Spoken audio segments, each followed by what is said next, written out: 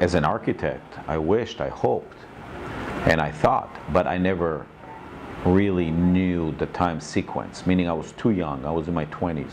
Yeah. I didn't realize that what has happened here was really that a lot of people in the northeastern United States of America come to specifically Miami and to retire. And back then they would retire and live in Miami Beach or Miami on a fixed income, because that's all they had. And so they would come and they would live on a fixed income, and they didn't have any money to invest or to build or to repair or maintain structures. And they basically came here to spend the sunset of their life here. And once they die, there is nobody else who can come and replace them, because the places that they came into were usually owned or rented by their families.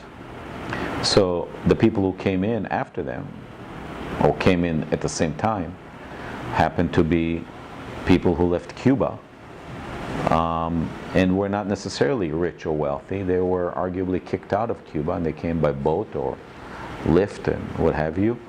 And they also came from a very poor or a low income background. So all of Miami Beach was in a very kind of financially destitute situation, unless you're looking at the drug money and you're looking at building, edifices on Brickell Avenue.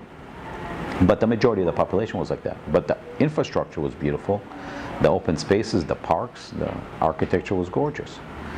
The interesting thing is that all at one time, within 15, 20 years, it changed drastically. When I was here in the late 80s, a lot of the people that I would hang out with were foreigners who came in here for the modeling business.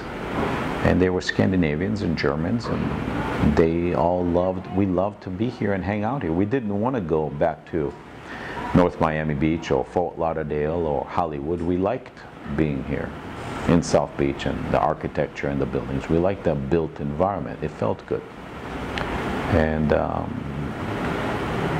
I had a feeling that it was going to change, but I never thought it was going to change this quick, this fast. I mean, I remember one of the first projects I did in 1994 was Nancy Liebman was the chair of what they called the design review of the Historic Preservation Board. It was a small room, and with, put together tables, and she was there. And one of the first projects I did was a little strip shopping center on Alton Road, 901, where David's Cafe is now. And she goes, "Kobi, I like the design of the stucco on top. It's very nice." And I said to her, "It's where my office is at 925 Lincoln Road, the Sterling building, how it has a wave relief and the block and the backlit neon." And I said, "It's upside down and in a contemporary fashion." She goes, "Wow." And that was it. Those are the kind of things that made an impression on you and you tried to implement in your life. And even back then, that little strip mall, which is just a little, corner, nothing to do, is raised up to avoid the floods and the water that used to and still assembles itself on the lower part of Alton Road.